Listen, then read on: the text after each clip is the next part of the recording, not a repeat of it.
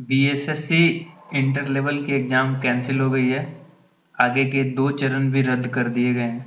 इस पूरी घटना को देखने में बड़ा ही मज़ा आएगा आप लोगों को। ये जो बिहार एसएससी है, इसके जो पेपर लीक हुए हैं, इनमें बिहार एसएससी के सचिव शामिल हैं, जो सेक्रेटरी हैं। चलिए देखते हैं पूरा मामला। देखिए, बिहार एसएससी की जो परीक्षा है वो 3 साल के इंतजार के बाद 4 चरणों में शुरू हुई थी, जिसका 2 चरण 29 जनवरी 2017 और 5 फरवरी 2017 को संपन्न हुई। परीक्षा के पहले चरण से पहले ही क्वेश्चन पेपर लीक हो चुका था और व्हाट्सएप, सोशल मीडिया, इन सब पे पूरी तरह वायरल हो चुका था।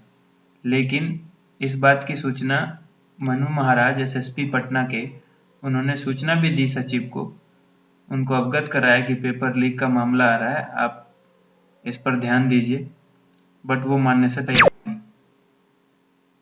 प्रश्न पत्र के उत्तर बाजारों में बिक चुके थे। 2000 रुपये से लेकर 30,000 रुपये तक बिकते रहे। दूसरे चरण की परीक्षा, और वो मानने से इनकार करते रहे कि कोई पेपर लीक नहीं हुआ। अब दूसरे चरण की परीक्षा 5 फरवरी 2017 को होनी थी। कई संदिग्ध लोगों को पुलिस ने पकड़ भी लिया था, लेकिन इसके बाद भी परीक्षा के प्रश्न पत्र 5 फरवरी को भी लीक हो चुके थे।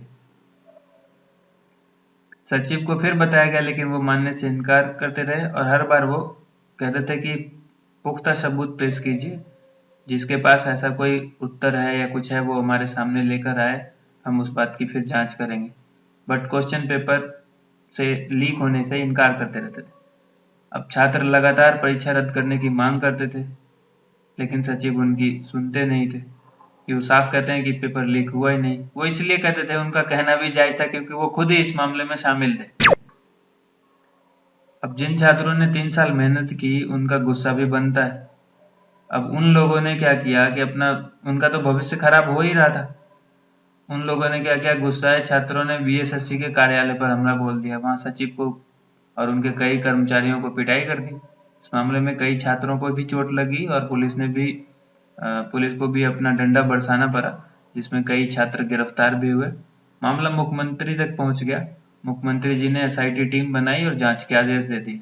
एसआईटी टीम के जो सदस्य हुए, उनमें सबसे प्रमुख जो हेड बने वो एसएसपी मनु महाराज बने, और उन्होंने बीएसएससी के सचिव से पूछताछ शुरू की। फिर क्वेश्चन पेपर को मिलाया और 24 घंटे पूछताछ करने के बाद उनको शक हुआ। उनके घर की तलाशी भी ली गई। उसके बाद बहुत सारे सबूत मिले। उनके घर से एडमिट कार्ड मिला और बहुत सारी चीज मिली। उसके बाद एक अविनाश नाम का डेटा एंट्री ऑपरेटर था, उसको भी गिरफ्तार किया गया। उसके पास से भी कई अहम सबूत मिले। उसके बाद शाम को मुख्यमंत्री नीतीश कुमार ने अंजनी कुमार सिंह, अशोक चौधरी जो शिक्षा मंत्री हैं,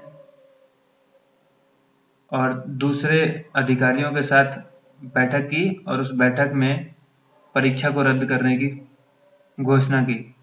ये हमारे परमेश्वर राम साहब हैं, जो लगभग 2014 से ये सचिव हैं। पहले इसी कार्यालय में थे, लेकिन इनका पद कुछ और था।